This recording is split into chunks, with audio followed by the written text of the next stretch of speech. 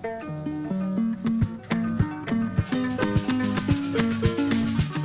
everyone, this is Sharon Ochola Katho, one of the young women who benefited under the Community-Based Approach Project to preventing violence against women and girls through the partnership that MEMPRO, Mentoring and Empowerment Program, had with my organization then called Life Concern. The partnership that MEMPRO, one of the leading organizations in Uganda that is championing the end to violence against women and girls, had with grassroots organizations such as Life Concern, Safehold, Pachego Women's Club, WIGSIDA in Kampala, and mention it.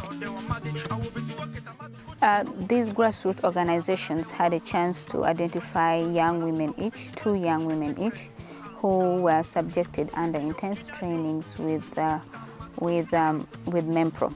For most of us, the young women, we didn't understand what violence against women and girls was like. The whole concept around it, the difference, and how patriarchy, how intersectionality plays against us. We didn't understand, and at one point, I'm sure, majority of us were actually the promoters of violence. But with the trainings that we underwent, trainings that took us through advocacy, trainings that made us understand what feminism is like, what it is all about, trainings that made us understand the power of women, economic liberation and empowerment. And all these trainings gave a chance for these women to change themselves and even change the organizations. But to a wider scale, they were able to put in change into the communities where they were coming from. Going back to the communities where these young women were coming from, all of us were involved in community engagements. Community engagements where you find majority of the young women were actually training fellow young women, even older women and different stakeholders, to understand the component of gender-based violence, to acknowledge that the system plays against women, and also to bring about change, and also to address some of the cultural barriers which they have normalized, and yet they're downplaying the women, and trying to address these issues through trainings, through advocacy, and direct engagement with key stakeholders like the police. So a lot of issues were identified, a lot of violences were identified in the community which were reported to the stakeholders, and we realized that was how best we could convince these people to come on board with us. And we also did a lot of identification of more champions, that in the event that we phase out, even if the project phases out, we already have women in the grassroots level who can act as champions. Not just us who had a chance to be in organizations, but women at the grassroots levels were also identified to be champions. And still, for one particular organization, they helped promote the rights of the LGBTQI group of people. And that is something that we all know is in Uganda is still a question that people are discussing. But through these trainings, those are some of the things we saw happening. At a personal level, for almost all these young women, several changes have occurred within ourselves. A case in point, we would talk about the economic elevation. I'm not saying we are super rich, but I know for a fact that majority of the young women wouldn't want to be held down in poverty, but have economic literacy and have an economic empowerment in whatever they are doing. And 2, these women who had a chance to grow a network through the trainings that we had, and these joint trainings that we were having connected the different local organizations, and we established a route, established social connections, which is something that is permanent and cannot be removed. And internationally, through the international movements that we are having, both in South Africa and Mozambique, connecting all the 4 different countries, these young women were able to grow and sustain a network, which I'm sure they're using up to date.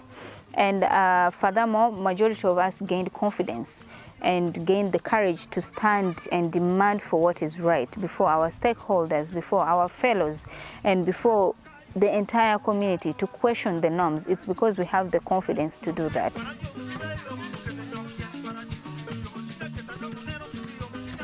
Hello, I'm Abiko Edna, working with Hope for the Simeons Africa, but formerly worked with Seford in Zombo as M&E officer, where I participated in implementing the project about ending violence against women and girls. Personally, I was able to network with many friends from different organizations, many young women that had never met before those trainings, and I equally gained skills in how to advocate for the rights of others, in how to address gender issues, and it made me become so passionate about how to help the young women and girls in how to address gender issues. I'm so grateful to MEMPRO for imparting all those skills in us, which I'll use for the rest of my life. Thank you so much. Hello, I'm called Stella Oyungroth. I work with MEMPRO as a programs officer, and yes, as one of the young women who benefited from the training. This training helped me build a network with other young women advocating the feminist agenda. And yes, this network also offers safe space for us as feminists to express ourselves on issues that affect us as young women. I want to thank MEMPRO for giving us this opportunity to learn on how to advocate effectively. Thank you. Hi everyone, I'm called Kayom Sande, one of the young women who benefited from this project through MEMPRO. And then I was working at Life Concern, one of the grassroots organizations that was taken. Yes, this project had a lot of impact in our lives. Particularly, I gained more confidence and also leadership skills. I didn't know I was a good leader, but it built on my capacity to be a good leader and also to connect with other fellow young women and also other organizations like Akina Mamo Africa. And through Akina, I also happened to participate in Commission Setters of Women, which was held in New York this year. And I also learned to let it go see some of the situation. Every time I will confirm myself that yes, I can make it, I'm also a woman. I need not to be a perpetrator of GBV.